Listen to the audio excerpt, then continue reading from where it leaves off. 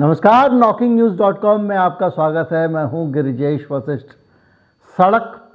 अब सड़क पर आ गया अडानी ग्रुप। सड़क पे जाएगा और लोगों से कहेगा भाई पैसे दे दो। वर्चुअली सड़क सड़क गली गली अडानी ग्रुप आयोजन कर रहा है जिसमें लोगों से पैसे मांग रहा है। इन आयोजनों के पीछे का मकसद क्या हो सकता है, इसमें क्या कुछ खेल करने की गुंजाइश भी हो सकती है। इस सड़क पे जाने का मतलब क्या है। अडानी के बड़े बड़े अधिकारी, वो सीएफओ साहब जो भारत का तिरंगा लगा के खड़े थे, वो भी क्या होने वाला है। और इसके साथ साथ अडानी ग्रुप को और क्या क्या झेलना पड़ रहा है, कहाँ कहाँ झुकना पड़ रहा है, कौन सी अकड़ गायब हो गई है, इस सब पे बात करेंगे। और आप ये समझेंगे कि करीब करीब 1 महीना हो गया हिंडनबर्ग रिपोर्ट को आके। 1 महीने में अब हम कहाँ खड़े हैं। और जो 1 महीने की शुरुआत में, मैं ये इस पे बात नहीं करूँगा, जो मैंने 1 महीने की शुरुआत में कहा था उसमें कितना सच निकला ये सब जानते हैं। मैं अभी आया, कहीं मत जाइए, चैनल को सब्सक्राइब करें।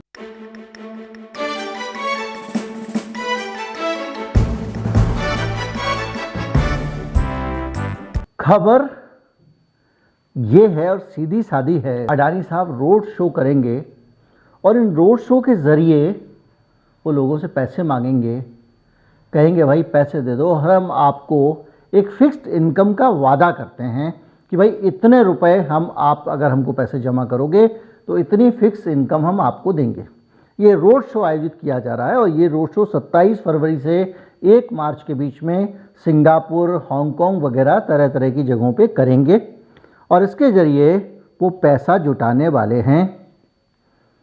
अब एक सवाल ये उठता है कि जिस तरह की आपकी अपनी रेपुटेशन है, जिस तरह की फाइनेंशियल कंडीशन है, अभी तक तो आप सबको चुका चुका के पैसे काम कर रहे हैं, लेकिन जो आदमी एफपीओ भी कर्जा चुकाने के लिए ला रहा हो, जिस आदमी के बॉन्ड उनका यील्ड इतना ज़्यादा हो कि लोग कहें भैया 130 रुपये का माल 100 रुपये में ले लो, जिस ग्रुप की साख ही कहेंगे इतनी ज़्यादा ख़राब हो गई हो, उस ग्रुप को कोई आदमी पैसे क्यों जमा करेगा। ऐसे मत समझ लीजिए कि कल आपके सामने सारा इंडिया या वो कौन सी बंगाल की कंपनी थी वो आके खड़ी हो जाए कि भैया हमारे पास पैसे जमा कर दो और हम आपको फिक्स इनकम देंगे, रिटर्न देंगे।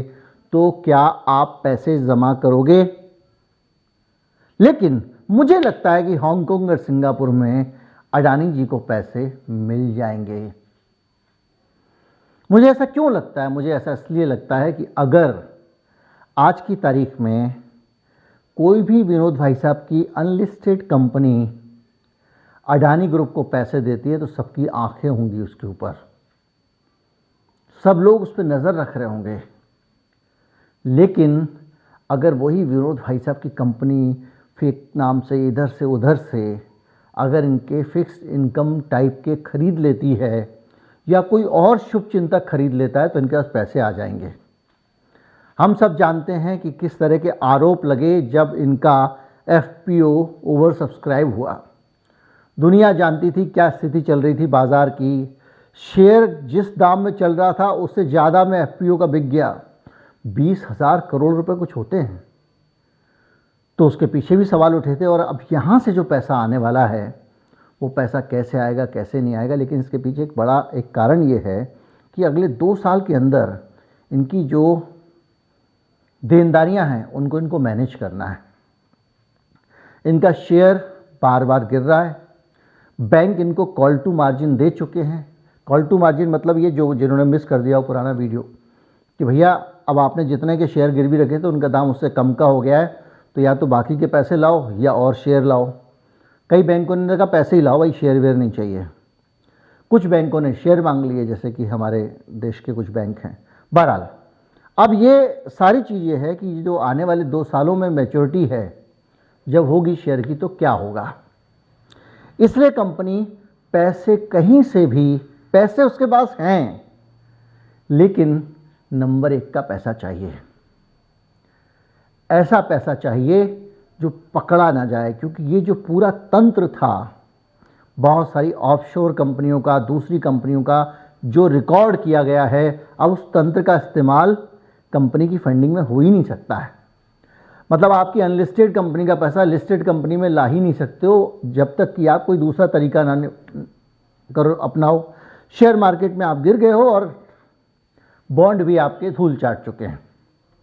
तो रास्ता यही रोड शो वाला बसता है। अब इस रोड शो में कौन पैसे लगाता है, कौन से नहीं लगाता है, लेकिन इस सब चीज़ों को आप देखोगे तो आपको एक तस्वीर दिखती है। थोड़ा बैकग्राउंड अगर आप देखें अडानी का, याद कीजिए कि जैसे ही ये हिंडनबर्ग का खुलासा हुआ तो लोगों ने दो चीज़ कहनी शुरू कर दी कि एसबीआई भी गिर जाएगा और एलआईसी भी गिर जाएगा, डूब जाएगा, दोनों डूब जाएंगे, ये कहना शुरू कर दिया। तब एलआईसी की तरफ से बड़ा अकड़ भरा बयान आया था और ये आया था कि हम आगे भी इन्वेस्ट करना जारी रखेंगे, हमको कोई नुकसान नहीं है वगैरह वगैरह। लेकिन एक महीना होते होते खबर आ गई है कि एलआईसी अब घाटे में चला गया है।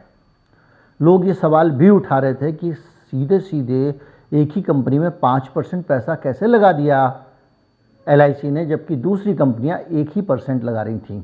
अब जो एलआईसी का हिसाब किताब अखबारों में छपा है उसके हिसाब से एलआईसी इन्वेस्टमेंट वैल्यू घटकर 27,000 करोड़ रुपए रह गई है और उद्योग और उसके बाद जो एक्सचेंजों में उपलब्ध एलआईसी के दिसंबर शेयर होल्डिंग पैटर्न का जो डाटा है उसका जब विश्लेषण करते हैं तो पता चलता है कि 30 जनवरी को एलआईसी ने बताया था कि अडानी ग्रुप के शेयरों में इक्विटी और डेट के तहत दिसंबर के आखिर तक निवेश वैल्यू 35,000 करोड़ रुपए थी।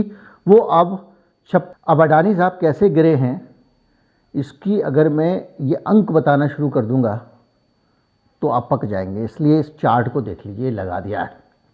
अडानी टोटल गैस 81% गई, अडानी ग्रीन एनर्जी 75% गई, अडानी ट्रांसमिशन 74% गई, अडानी एंटरप्राइजेज 61% गई, अडानी पावर 46% गया, अडानी बिल्वर 36% गया, अडानी पोर्ट 27% गया, एसीसी लिमिटेड 26% गया, अंबुजा सीमेंट 32% गया। एकमात्र खोटा सिक्का चल रहा है जो सबसे कम गिरा है वो है एनडीटीवी, हालांकि वो भी 30% गया है। तो ये जो दशा हो रही है अडानी साहब की, ये बताती है कि हिंडनबर्ग ने जो भविष्यवाणी की थी ना कि इनके शेयरों की औकात 15% ही है, वो भविष्यवाणी सही होती दिख रही है। आपको याद होगा सीईओ साहब थे बैंक ऑफ बड़ौदा के, वो दूसरे धुरंधर थे, वैसे ही जैसे एलआईसी के चेयरमैन साहब थे। उन्होंने ही कहा कोई नुकसान नहीं हुआ है, हम बिल्कुल इन्वेस्टमेंट जारी रखेंगे वगैरह वगैरह। इसी तरह से बैंक ऑफ बड़ौदा वाले साहब ने भी कहा था। अब बैंक ऑफ बड़ौदा का खेल सामने आता है और खेल सामने ये आता है कि ये चड्डा साहब जो हैं ये क्या कर रहे थे कि ये खुश करने की कोशिश कर रहे थे सरकार को, क्योंकि अडानी जी की सरकार से नज़दीकियाँ किसी से छिपी नहीं हैं। और ये साहब जो हैं इनको अभी हाल ही में 30 जून तक का नौकरी में मिला है एक्सटेंशन, और ये केंद्र सरकार ने इनको दे दिया है। ये मैनेजिंग डायरेक्टर और सीईओ होते थे बैंक ऑफ बड़ौदा के वगैरह वगैरह। ये मिंट की अखबार की क्लिप मैं आपको पढ़ के सुना रहा हूँ। तो अभी 1 महीना पहले ही चड्डा साहब को सरकार ने एक्सटेंशन दिया था। तो ये क्या होता है कि जैसे आपने वो देखा होगा वो मिक्की ये टॉम एंड जेरी, उसमें कभी कभी क्या होता है कि वो चिपक जाता है, चपटा हो जाता है, फिर उसको लोग हवा भर के फुलाते हैं, है ना। तो बीच बीच में ये आ जाते हैं कुछ लोग और कोशिश करते हैं कि अडानी साहब जो है उनको हवा भर के हम फुला के खड़ा कर रहे हैं। कल एक बहुत बड़े संपादक थे, इकोनॉमिक टाइम्स के संपादक होते थे, वो अर्थशास्त्र के विशेषज्ञ में कुछ भी नहीं हूँ। उन्होंने एक लेख लिख दिया इकोनॉमिक टाइम्स के एडिटोरियल पेज पे, अय्यर साहब हैं, अंकलेश्वर अय्यर क्या नाम है उनका, जो भी है। उन्होंने लिखा कि अडानी ग्रुप तो बहुत महान है, ये है वो है, उसने चमत्कार कर दिया, उसका भविष्य बहुत उज्ज्वल है वगैरह वगैरह। मैं शेयर नहीं खरीदता उसके। खैर जो भी है, लेकिन ये जो स्थिति है जिस पे हम जा रहे हैं वो ये है कि अडानी साहब जो है वो अब सड़कों पर आ गए हैं। उनकी स्थिति ये है कि अब सड़कों पे वो इन्वेस्टमेंट मांगेंगे, उनके पास कोई और जरिया नहीं बचा है। भारत में उनकी चूंकि इज्जत जो है वो सब क्या हो चुकी है, इसलिए वो अब सिंगापुर में, हांगकांग में, प्रदेश में जाकर पैसे मांगेंगे। उदाहरण दूंगा तो फिर टाइम लग जाएगा कि दिल्ली में कैसे लोग जिस इलाके में रहते हैं गरीब लोग बेचारे दूसरे इलाके में जाके भीख मांगते हैं। खैर, तो अब जो है एक तो ये स्थिति हुई, लेकिन अगर उनको सड़क सड़क पे पैसे इकट्ठे करने पड़ रहे हैं तो उसके पीछे जो प्लान हो सकता है वो तो मैंने आपको बता दिया। लेकिन फिर भी ये अपने आप में बड़ी खबर है जिसको वॉल स्ट्रीट जर्नल ने प्रकाशित किया है। 4 दिन रोड शो करेंगे जिसमें उनके CFO भी शामिल होंगे। अब अगर इस खबर को आप देखते हो, उसके साथ साथ और भी जगह देखो जहां पे अडानी साहब का अहंकार टूटता हुआ नजर आता है। हिमाचल प्रदेश में 2 सीमेंट कंपनियां थीं और उन सीमेंट फैक्ट्रियों को बंद कर दिया अडानी साहब ने। क्यों बंद कर दिया? क्योंकि जो ट्रक वाले थे वहाँ से जो बेचारे सीमेंट ढोते थे और पहुँचाते थे, उन ट्रक वालों को इन्होंने कहा कि देखिए, पहले होता था कि हड़ताल जो होती थी वो इस बात को लेकर होती थी कि कोई कर्मचारी या कोई कहता था पैसे बढ़ाओ, पैसे अभी हमारे को और चाहिए, आप कम पैसे दे रहे हो। अडानी साहब ने सीधे सीधे कहा कि ट्रक को भाड़ा आधा मिलेगा। अगर ट्रक पहले 10,000 रुपये में लेके जाता था तो अब 5,000 ही मिलेंगे, लेके जाना है तो जाओ, नहीं तो नहीं जाओ। ट्रक वाले नाराज़ हो गए, हड़ताल हो गई, 7,000 ट्रक वाले सड़क पे। इतने सारे ट्रक वालों की ज़िंदगी खतरे में। इस खबर को भी विदेशी मीडिया ने प्रकाशित किया है और वो ये है कि उन ट्रक वालों के सामने अडानी जी झुक गए हैं और हिंडनबर्ग रिपोर्ट से इन 7,000 गरीबों का फ़ायदा हुआ है। और अब अडानी कंपनी ने कहा है कि ठीक है, हम आपको अब मजदूरी दे देंगे और एक समझौता हो गया है। अब 12% ही पैसा कटेगा ट्रक वालों का, जो ये आधा करने वाले थे, और अब इनकी हिमाचल की कंपनियां चालू हो जाएंगी। यानी ये अपने इन्वेस्टर को ये संदेश देने की कोशिश कर रहे हैं कि देखो, चीज़ें हम आप पटरी पे ला रहे हैं, हमारा काम धंधा ठीक ठाक चल रहा है, तो इसलिए आप भरोसा रखो, हम ठीक ठाक तरीके से कंपनी चलाएंगे। इन सारी चीज़ों के बीच में अगर आप कुछ थोड़ा सा और पुराने उस पर जाएंगे तो मूडी की इन्वेस्टर सर्विस ऑलरेडी इनके आउटलुक को कट कर चुकी है। इसके अलावा बार्कले PLC, PNB परिवार ऐसे, DBS bank, Deutsche bank, Emirates NBD, capital IMG insta, ये जो इतने सारे बैंक हैं, ये बैंक कह रहे हैं कि जो है वो रोड शो में जो पोटेंशियल इन्वेस्टर्स हैं अडानी साहब के, उनको लाने की कोशिश करेंगे। यानी रोड शो में पैसा जुटाने के लिए अडानी साहब का इतने सारे बैंकों से टाई अप हुआ है और उसके ज़रिए वो पैसा इकट्ठा करने की कोशिश करेंगे। लेकिन अडानी साहब उसके बावजूद अभी तक लोन का बोझ इतना बढ़ा है, लगातार ब्याज बढ़ते जा रहा है। अमेरिकन फेड ने इस बार तो सीधे 75 बेसिस पॉइंट बढ़ा दिया, यानी 7.5% के करीब ब्याज बढ़ा दिया। तो ऐसी स्थिति में अडानी साहब की एक तो देनदारी बढ़ती जा रही है, दूसरा उनके काम धंधे उतने ज़्यादा मोटे मुनाफे वाले नहीं हैं जैसे दूसरे लोगों के। अंबानी साहब का कर्जा ज़्यादा है लेकिन उनके धंधे मुनाफा कमा रहे हैं। तो ये जो है अब अपना हाथ भी समेट रहे हैं और इस वजह से इन्होंने जो है नए एयरपोर्ट प्रोजेक्ट जो है उनको कह दिया अब नया हवाई अड्डा आप नहीं खरीदेंगे, विड्रॉ कर लिया अपने आप को। इसके अलावा रोड असेट्स जो रिलायंस इंफ्रास्ट्रक्चर के वो खरीदने वाले थे, सड़कें खरीदने वाले थे, उसको भी इन्होंने ड्रॉप कर दिया है। इसके अलावा कुछ बैंकों को पैसे वैसे भी चुकाए हैं क्योंकि जिनका टाइम नज़दीक आ रहा था उनको चुकाओ, अगर एक का भी पैसा नहीं चुकाया तो दुगनी रफ्तार से शेयर गिरने लगेगा। कब तक 5% के सर्किट ब्रेकर से रोकेगा सेबी या जो भी है।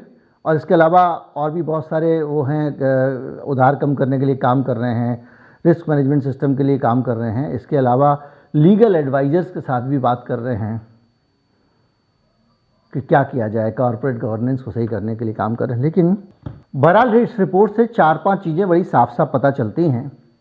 एक तो ये कि इस अडानी ग्रुप के डूबते समय जो लोग ऊंची फेंक रहे थे उनको नुकसान हुआ है। LIC के चेयरमैन ने खुद आके बयान दिया था और ये बताने की कोशिश की थी अडानी संघर्ष करो, हम तुम्हारे साथ हैं। अब वो धराशायी हो गए क्योंकि उनका अपना पैसा भी डूब गया, समझो काफ़ी हद तक उनको नुकसान हो गया है। इसके अलावा बैंक ऑफ बड़ौदा वाले भाई साहब का भी पता चल गया, उनको जनता ने किस तरह से थुरा है वो भी आपने देख लिया। जो लोग विदेशी साजिश और ये सारी बातें करके अडानी के पक्ष में कूद पड़े थे, वो सारा का सारा भक्त वृंद भी दूर दूर तक दिखाई नहीं दे रहा है। पैसे आने की कहीं से कोई उम्मीद नहीं है। जो इन्होंने अपना FPO लॉन्च किया था वो तो पिट ही गया था हिंडनबर्ग रिपोर्ट से जैसे तैसे करके उसको इन्होंने इज्जत बचाई है, एफपीओ तो बचाया नहीं है। बॉन्ड का हाल जो देख ही लीजिए, बॉन्ड में और शेयर बाज़ार में घुस गए हैं, शेयर बाज़ार में कितने घुसे हैं ये आपको मैंने बता दिया। तो ये पूरी जो एक तंत्र है उसमें उलझे हुए हैं, उसमें ये जो नया वाला मामला है, रोड शो वाला है, इस पे सबकी नज़र रहेंगी कि अडानी साहब रोड शो के ज़रिए कितनी दौलत बचा सकते हैं, ला सकते हैं, अरेंज कर सकते हैं, मैनेज कर सकते हैं, अपनी कंपनी में कितना इन्वेस्टमेंट ला सकते हैं। कोई फिक्स्ड इनकम प्लान ये सिंगापुर और हांगकांग में बेचने वाले हैं। अब वहाँ पे लोग इन पे कितना भरोसा करते हैं, कितना पैसा लगाते हैं, ये एक सवाल है। और वहाँ पे जो पैसा लगता है वो लोगों का ही लगता है या किसी और का लगता है, ये भी बड़ा सवाल है। क्योंकि इनकी अडानी विल्मर का जो विल्मर का मेन कंपनी है वो सिंगापुर में है। इसके अलावा एक बड़ा सिस्टम कारोबार इनकी कंपनियां भी सिंगापुर में हैं, विनोद भाई साहब वाली भी हैं। जो भी है, 1 तारीख के बाद पता चलेगा कि वहाँ से कितने पैसे इन्होंने उठाए, और जितने पैसे उठाएंगे दुनिया में सबको अंदाज़ा होता है, इससे आइडिया लग जाएगा कि किस तरह से पैसों का अरेंजमेंट हुआ है। खैर जो भी हुआ है, हम यही मान के चलेंगे कि अडानी साहब की कंपनियां बच जाएं। जो लोग पैसे दे रहे हैं वो दे दें, क्योंकि अडानी साहब का नुकसान होने से केवल देश में अडानी साहब का ही नुकसान नहीं हो रहा है, इस देश के बहुत सारे छोटे बड़े लोगों ने जो इन्वेस्ट किया हुआ था वो भी डूब रहे हैं। क्योंकि वो लोग बेचारे रोज़ दुकान खोल के बैठे रहते हैं बेचने के लिए, खरीदार आ ही नहीं रहा उधर, है ना। और दूसरा दिक्कत ये भी हो रही है कि भैया जब ऐसे देश की कंपनियां उल्टा सीधा काम करके पकड़ी जाएंगी और डूबेंगी तो देश की इज़्ज़त बहुत कम हो जाएगी। और उस कल के दिन जब आप कोई कंपनी खोलने जाओगे, आप सोचोगे यार मैं मीडिया हाउस खोलूं, मेरे को विदेशी लोग मेरे मीडिया हाउस में पैसे लगाएं, तो कोई पैसे लगाने आएगा ही नहीं, कहेगा यार ये तो इंडिया वाले ऐसे ही हैं। तो ये भी ठीक नहीं है देश के लिए। तो इसलिए ये संभल जाए, अच्छा है। उनका 15% शेयर आ चुका है, मतलब जो 85% के आसपास गिरावट होने की बात हुई थी वो करीब करीब हो गई है, ऐसा रिपोर्ट किया गया है मीडिया में। और अब जो है थोड़ा और जो कुछ भी मरम्मत होनी है, मुझे लगता नहीं है अभी ये संभलेंगे नहीं संभलेंगे, मैं उस पर कोई कमेंट नहीं करूँगा। लेकिन जो भी है, अब अगर इनको पैसे मिल जाएं सिंगापुर से तो अच्छा है, क्योंकि उससे सबका फ़ायदा है।